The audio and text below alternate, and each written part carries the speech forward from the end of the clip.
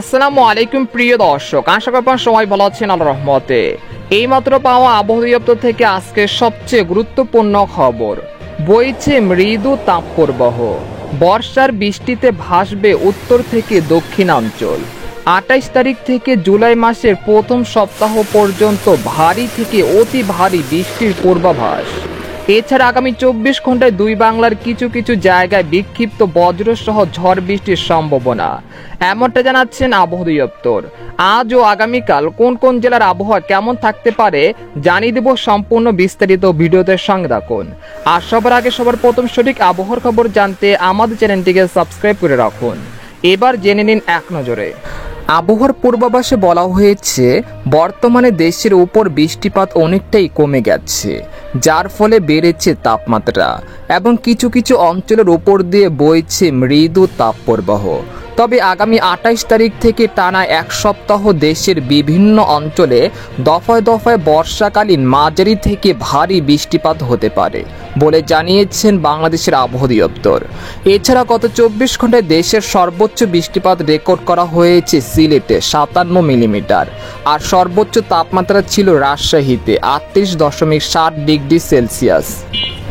এদিকে আবহাওয়ার আরেক সতর্কবার্তায় বলা হয়েছে, বর্তমানে রাজশাহী ও খুলনা বিভাগ এবং টাঙ্গাইল, ফরিদপুর, মানিকগঞ্জ, রংপুর, সৈয়দপুর ও পটুয়াখালী জেলার উপর দিয়ে মৃদু তাপপ্রবাহ বয়ে যাচ্ছে এবং তা শুক্রবার পর্যন্ত অব্যাহত থাকতে পারে। এছাড়া আজ বরিশাল, ময়মনসিংহ, সিলেট ও চট্টগ্রাম বিভাগে এবং ঢাকা বিভাগের কিছু কিছু জায়গায় বিক্ষিপ্ত আকারে বৃষ্টি বা বজ্র বৃষ্টি হতে পারে। এরপর 19 তারিখ থেকে দেশের বিভিন্ন অঞ্চলে মাঝারি থেকে ভারী বৃষ্টিপাত হতে পারে। এই বৃষ্টিপাত চলতে পারে টানা এক সপ্তাহ পর্যন্ত। এদিকে দেশের দিকে ধেয়ে আসছে প্রবল শক্তিশালী বৃষ্টিপাত। এই বৃষ্টিপাত পর্যায়ক্রমে সারা দেশেই পর্যাপ্ত পরিমাণ বৃষ্টি ঘটাতে পারে। সম্ভবত শুরুর সময় 28 বা 29 জুন 2024, যা চলতে পারে অন্তত জুলাই মাসের প্রথম সপ্তাহ পর্যন্ত। সর্বোচ্চ সক্রিয় চট্টগ্রাম বিভাগ, এছাড়াও সিলেট, বরিশাল, রংপুর ও ময়মনসিংহ বিভাগে বেশ সক্রিয় থাকতে পারে।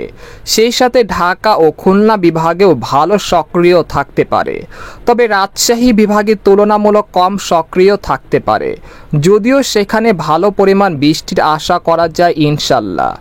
এদিকে বন্যার পূর্বাভাস, বর্তমানে বন্যা পরিস্থিতি স্বাভাবিক পর্যায়ে চলে আসছে, তবে চলতি মাসের শেষ দিকে অর্থাৎ 28 তারিখ থেকে দেশের উত্তর অঞ্চল সহ ভারতের আসাম ও মেঘালয় আবারও ভারী বৃষ্টিপাত হতে পারে। এতে করে জুলাই মাসের প্রথম সপ্তাহে দেশের উত্তর অঞ্চল অর্থাৎ সিলেট ও রংপুর বিভাগে আবারও বন্যা পরিস্থিতি তৈরি হতে পারে। তাই বন্যার জন্য আবারও তৈরি থাকুন জুলাই মাসের প্রথম সপ্তাহের জন্য। আর অতি ভারী বৃষ্টির কারণে চট্টগ্রাম বিভাগে পাহাড় ধসের মতো ঘটনা ঘটতে পারে, তাই এখন থেকে পূর্ব প্রস্তুতি নিয়ে রাখুন।